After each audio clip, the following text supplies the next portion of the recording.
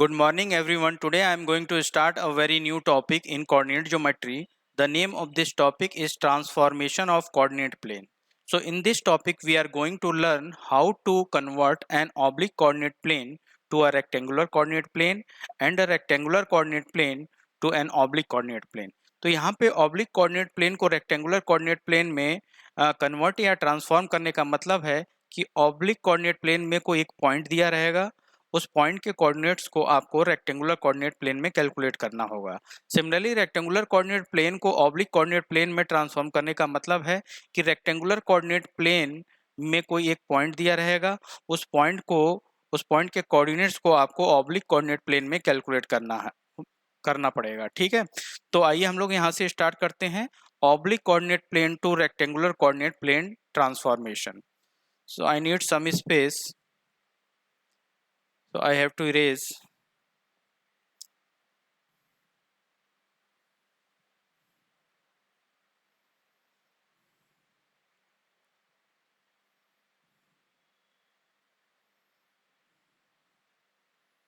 यहाँ पे मैं एक ऑब्लिक कोऑर्डिनेट प्लेन ड्रॉ करता हूँ।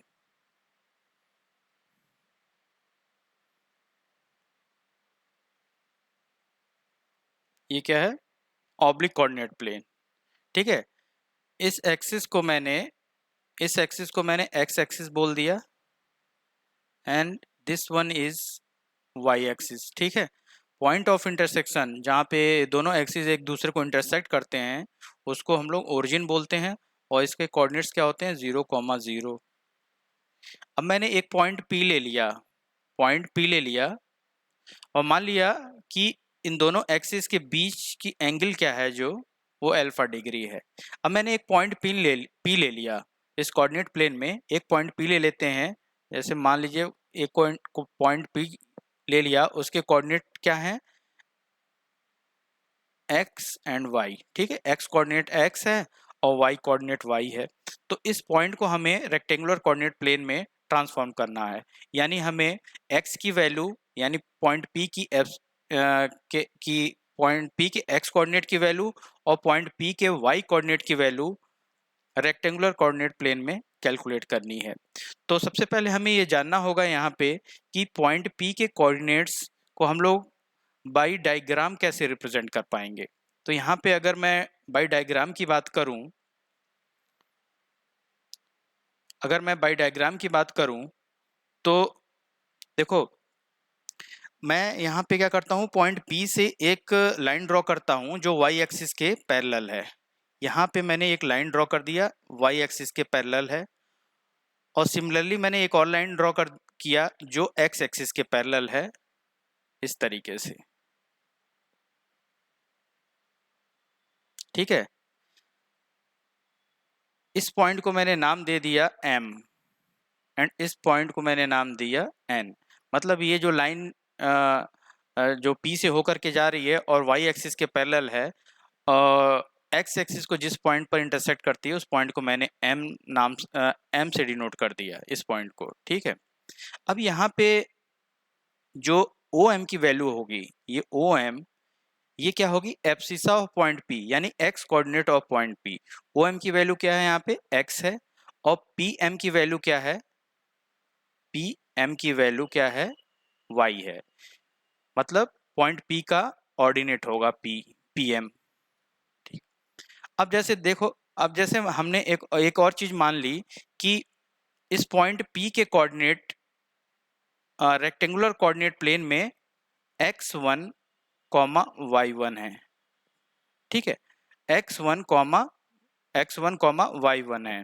तो यहाँ पे अगर मैं रेक्टेंगुलर कोऑर्डिनेट प्लेन की बात करूं तो x1 और y1 को डायग्राम में कैसे रिप्रेजेंट कर पाएंगे, उसके लिए मुझे क्या करना पड़ेगा, यहाँ पे एक रेक्टेंगुलर कोऑर्डिनेट प्लेन ड्रॉ करना पड़ेगा।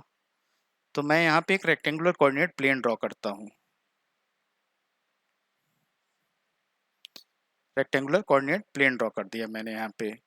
और क्या किया मैंने, रेक्टेंगुलर कोऑर्डिनेट प्लेन के y एक्सिस को मैंने y डैश से रिप्रेजेंट कर दिया एंड x एक्सिस को x डैश से रिप्रेजेंट कर दिया। ठीक है, अब देखो x1 और y1 को इस डायग्राम में कैसे रिप्रेजेंट करेंगे, इसको समझने के लिए मैंने एक काम और किया कि पॉइंट P से मैंने एक लाइन ड्रॉ किया। पॉइंट P से मैंने एक लाइन ड्रॉ किया जो रेक्टेंगुलर कोऑर्डिनेट प्लेन के y एक्सिस यानी y डैश एक्सिस के पैरेलल हो। ये मैंने एक लाइन ड्रॉ कर दिया यहाँ पे, ठीक है। सिमिलरली मैंने एक और लाइन ड्रॉ किया पॉइंट P से जो रेक्टेंगुलर कोऑर्डिनेट प्लेन के x एक्सिस यानी x डैश एक्सिस के पैरेलल हो और y डैश एक्सिस को किसी पॉइंट पर इंटरसेक्ट करती हो, ठीक है। इन पॉइंट्स का नाम मैंने दे दिया, इस पॉइंट का नाम दिया मैंने M1 एंड इस पॉइंट का नाम दे दिया N1, ठीक है। अब अगर ये एंगल अल्फा है तो ये एंगल भी क्या होगा, अल्फा होगा, करस्पॉन्डिंग एंगल है, क्योंकि ये जो PM लाइन है वो y एक्सिस के पैरेलल है, ठीक है, y एक्सिस के पैरेलल है। अब हमें कैलकुलेट क्या करना है, हमें कैलकुलेट करना है x1 की वैल्यू, यानी पॉइंट P के कोऑर्डिनेट्स कैलकुलेट करने हैं रेक्टेंगुलर कोऑर्डिनेट प्लेन में। तो मैंने यहाँ पे पहले माना था कि ये x1 y1 क्या है, पॉइंट P के कोऑर्डिनेट्स हैं रेक्टेंगुलर कोऑर्डिनेट प्लेन में। तो x1 की वैल्यू कैलकुलेट करनी है। अब डायग्राम में अगर समझने की कोशिश करें तो x1 की वैल्यू क्या होगी, ये OM1, x1 की वैल्यू OM1 होगी, ये x1 और y1 की वैल्यू क्या होगी, y1 की वैल्यू PM1 होगी, ये y1 की वैल्यू है। इन्हीं दोनों वैल्यूज को हमें कैलकुलेट करना है। अब कैसे कैलकुलेट करेंगे, अब जैसे मान लो मैं OM1 की वैल्यू लिखूं, जैसे मैं यहाँ पे OM1 की वैल्यू लिखता हूँ, OM1, तो इसको मैं कैसे रिप्रेजेंट कर पाऊंगा, OM प्लस MM1, ठीक है। यहाँ पे OM की वैल्यू क्या है, ये OM है पॉइंट P का x coordinate in oblique coordinate plane में, ये OM की वैल्यू x है, OM की वैल्यू क्या है x, तो यहाँ पे x सिर्फ OM की जगह x पुट कर दिया, और प्लस MM1 की वैल्यू हमें मालूम नहीं है, इसे हमें कैलकुलेट करनी पड़ेगी। कैसे कैलकुलेट करेंगे, तो इसे कैलकुलेट करने के लिए क्या करते हैं कि ट्रायंगल PMM1 की बात करते हैं। हमें ट्रायंगल PMM1 में M और M ये इसकी ये जो साइड है यानी ये बेस है, इसको कैलकुलेट करना है। गिवन क्या है हमारे पास, हमारे पास PM गिवन है, PM क्या है, Y है, ये Y है, और ये एंगल गिवन है, ठीक है। तो अगर मैं ट्रायंगल PMM1 में cos थीटा की वैल्यू लिखूं, cos अल्फा की वैल्यू लिखूं, तो ये क्या हो जाएगा, cos अल्फा की वैल्यू हो जाएगी बेस बाई हाइपोटेनियस, बेस क्या है MM1 बाई PM, MM1 की वैल्यू हमें कैलकुलेट करनी है, MM1 की वैल्यू, और PM की वैल्यू क्या है, PM की वैल्यू Y है। तो यहां से हम लोगों ने MM1 की वैल्यू क्या कैलकुलेट की, Y cos अल्फा। अब ये जो वैल्यू है उसको उठा करके हम लोग यहाँ पे पुट कर देते हैं, तो हमें OM1 की वैल्यू यानी OM1 की वैल्यू यानी X1 की वैल्यू मिल जाएगी। ये वैल्यू क्या होगी, ये वैल्यू होगी X plus Y cos alpha, ठीक है। इस तरीके से हम लोगों ने देखा कि हम लोगों ने पॉइंट P के x कोऑर्डिनेट को रेक्टेंगुलर कोऑर्डिनेट प्लेन में कैलकुलेट कर लिया, ठीक है, कैलकुलेट कर लिया। अब देखो जैसे पॉइंट P के y कोऑर्डिनेट यानी y1 को कैसे कैलकुलेट करेंगे, y1 कहाँ है, y1 हाँ मतलब PM1 की वैल्यू हमें कैलकुलेट करनी है। गिवन क्या है, ये गिवन है, y गिवन है और अल्फा गिवन है। तो सिमिलरली दोबारा से इसी ट्रायंगल PMM1 में I need some space.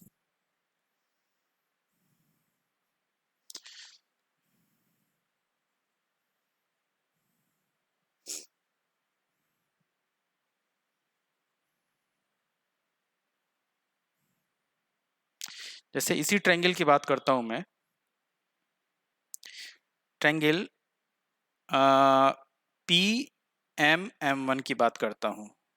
तो अगर मैं साइन अल्फा की वैल्यू लिखूं, अगर मैं साइन अल्फा की वैल्यू लिखूं तो साइन अल्फा की वैल्यू क्या हो जाएगी? साइन अल्फा की वैल्यू हो जाएगी परपेंडिकुलर, परपेंडिकुलर क्या है? P M one by hypotenuse यानी पी एम।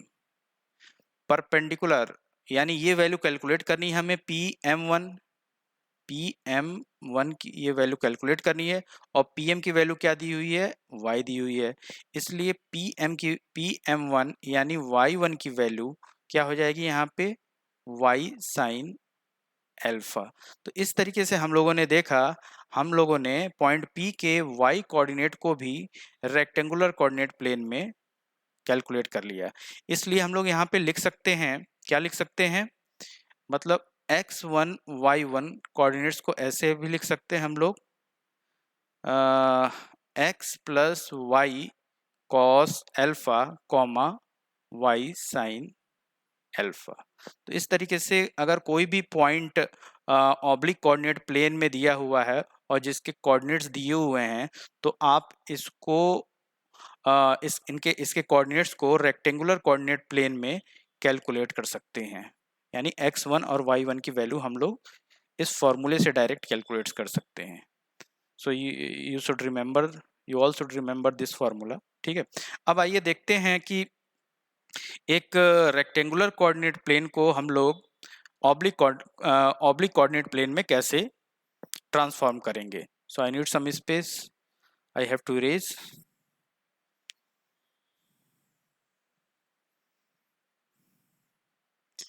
तो इसे समझने के लिए मैं एक यहाँ पे रेक्टेंगुलर कोऑर्डिनेट प्लेन लेता हूँ। मैंने यहाँ पे एक रेक्टेंगुलर कोऑर्डिनेट प्लेन ले लिया। ठीक है, एक रेक्टेंगुलर कोऑर्डिनेट प्लेन है ये, और मैंने क्या किया, इसके एक्स एक्सिस को x से रिप्रेजेंट कर दिया और y एक्सिस को y से रिप्रेजेंट कर दिया। Point of intersection of axis is called origin, और जिसके कोऑर्डिनेट क्या होते हैं? 0,0। अब क्या है कि यहाँ पे एक पॉइंट P है, इस प्लेन में एक पॉइंट P है जिसके कोऑर्डिनेट्स को मैं मान लेता हूँ, क्या मान लेता हूँ? x, y। ठीक है, इन कोऑर्डिनेट्स को हमें क्या करना है? इन कोऑर्डिनेट्स हम क्या पढ़ रहे हैं? Oblique two rectangular to oblique conversion, rectangular to oblique. ठीक है, ये पढ़ रहे हैं हम लोग।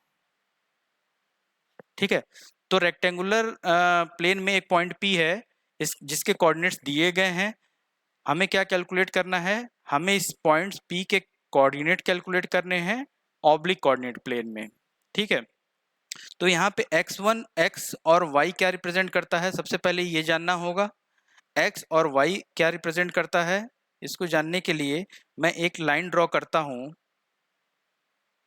इसको जानने के लिए मैं एक लाइन ड्रॉ करता हूँ जो पॉइंट P से होकर के जाता है और y एक्सिस के क्या है? पैरेलल है, और x एक्सिस को किसी एक पॉइंट पर इंटरसेक्ट करता है। सिमिलरली एक मैंने और लाइन ड्रॉ किया जो x एक्सिस के पैरेलल है और y एक्सिस को किसी पॉइंट पर इंटरसेक्ट करता है। इन दोनों पॉइंट्स का नाम मैंने दे दिया, जैसे इसका नाम दे देता हूँ m और इसका नाम दे देता हूँ n। ठीक है, अब यहाँ पे क्या है? यहाँ पे हमें गिवन क्या है?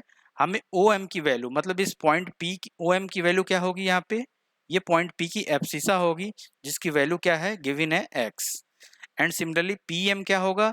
PM पॉइंट P का ऑर्डिनेट होगा जिसकी वैल्यू गिवन है y।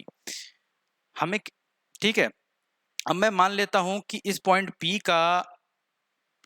P के ऑब्लिक कोऑर्डिनेट प्लेन में जो कोऑर्डिनेट्स होंगे वो क्या होंगे?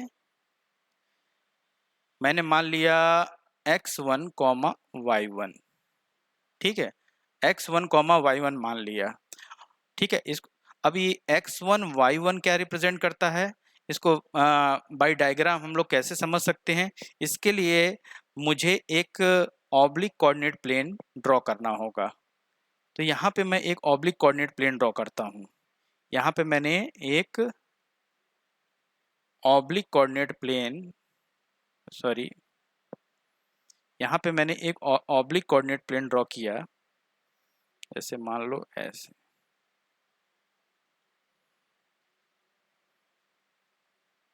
ठीक है। इसके वाई एक्सिस को मैंने किससे रिप्रेजेंट किया, इसके वाई एक्सिस को वाई डैश से रिप्रेजेंट कर देता हूँ और एक्स एक्सिस को एक्स डैश से रिप्रेजेंट कर देता हूँ। और X dash and Y dash axis के बीच जो एंगल है उसको मैंने अल्फा से रिप्रेजेंट कर दिया। अब x1 y1 की वैल्यू क्या होगी, डायग्राम से समझते हैं। इसको समझने के लिए मैंने क्या किया, सॉरी, मैंने क्या किया कि एक मैंने लाइन ड्रॉ किया पॉइंट P से जो y डैश एक्सिस के पैरेलल हो, y डैश एक्सिस के पैरेलल हो और x डैश एक्सिस को किसी पॉइंट पर इंटरसेक्ट करती हो। इस पॉइंट का नाम मैंने क्या रख दिया, इस पॉइंट को मैंने M1 से रिप्रेजेंट कर दिया, ठीक है। और इस पॉइंट को मैंने नाम दे दिया N1। अब यहाँ पे देखो x1 की वैल्यू क्या होगी, x1 की वैल्यू ये होगी, x1 की वैल्यू यानी OM1 क्या होगा, x1, जिसे हमें कैलकुलेट करना है। और सिमिलरली PM1 की वैल्यू क्या होगी, y1, पॉइंट P का ऑर्डिनेट होगा y1, इसे भी हमें कैलकुलेट करना है। इन दोनों वैल्यूज को हमें कैलकुलेट करना है और गिवन क्या है, OM की वैल्यू गिवन है, PM की वैल्यू गिवन है और एक एंगल अल्फा गिवन है। हमें ये तीन चीजें गिवन है और हमें x1 और y1 की वैल्यू कैलकुलेट करनी है। अब देखो सबसे पहले हम लोग OM1 की वैल्यू कैलकुलेट करने की कोशिश करेंगे। तो OM1 की वैल्यू कैसे कैलकुलेट कर पाएंगे, जैसे मैं लिखूं OM1 की वैल्यू क्या हो जाएगी, OM1 की वैल्यू हो जाएगी OM माइनस M1M लिख सकता हूं। और यहाँ पे OM क्या है, OM है x, OM दिया है ना यहाँ पे x, OM की वैल्यू x है माइनस M1M। तो यहाँ पे OM1 की वैल्यू कैलकुलेट करने के लिए आपको M1M की वैल्यू कैलकुलेट करनी पड़ेगी, यानी ये वाली इस ट्रायंगल के बेस की वैल्यू कैलकुलेट करनी पड़ेगी, ठीक है। दूसरी बात, अगर ये एंगल अल्फा है तो ये एंगल भी क्या होगा, अल्फा होगा, करस्पॉन्डिंग एंगल, क्योंकि PM1 parallel with y dash axis है, ठीक है। अब हम ट्रायंगल, सॉरी, अब हम क्या करते हैं, हम ट्रायंगल PM1M की बात करते हैं। ट्रायंगल PM1M में अगर मैं बात करूं, मुझे कैलकुलेट करना है M1M, ठीक है। गिवन क्या है, गिवन है एक एंगल गिवन है अल्फा और PM गिवन है। तो अगर मैं ट्रायंगल PM1M में tan अल्फा की वैल्यू लिखने की कोशिश करूं तो tan अल्फा की वैल्यू क्या होगी, tan अल्फा की वैल्यू होगी परपेंडिकुलर बाय बेस। परपेंडिकुलर क्या है, PM है और बेस क्या है, यहाँ पे M1M है। PM की वैल्यू क्या हो जाएगी, PM की वैल्यू यहाँ पे y है और M1M की वैल्यू कैलकुलेट करनी है। यहाँ से M1M की वैल्यू क्या होगी, y बाई tan अल्फा, यानी ये वैल्यू हो जाएगी y cot अल्फा। अब इसकी वैल्यू उठा करके इस यहाँ पे पुट कर देते हैं तो इसकी वैल्यू क्या हो जाएगी, x माइनस, यानी OM1 की value x minus Y cot alpha. तो इस तरीके से हम लोगों ने क्या कैलकुलेट कर लिया, पॉइंट P के x कोऑर्डिनेट की वैल्यू रेक्टेंगुलर कोऑर्डिनेट, ओ सॉरी, ऑब्लिक कोऑर्डिनेट प्लेन में कैलकुलेट कर लिया। मतलब OM1 की वैल्यू हमने कैलकुलेट कर ली, इसकी वैल्यू क्या x1 है और ये क्या हो जाएगा x minus Y cot alpha.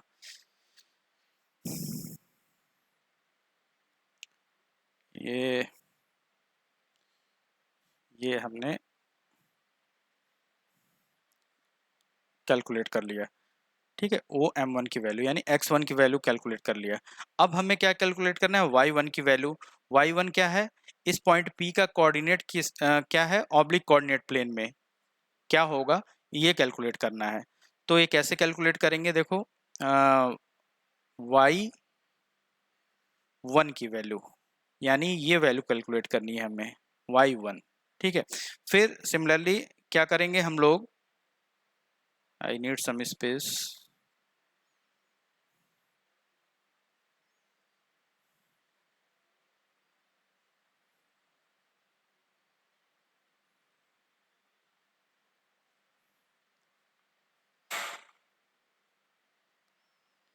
ठीक है। यहाँ पे क्या करना है हमें y1 की वैल्यू कैलकुलेट करनी है यानी PM1। तो ट्रायंगल PM1M में हम दोबारा देखते हैं, जैसे साइन अल्फा की वैल्यू मैं लिखने की कोशिश करूं तो साइन अल्फा की वैल्यू क्या हो जाएगी, साइन अल्फा की वैल्यू होगी परपेंडिकुलर बाई हाइपोटेनियस यानी PM बाई PM1।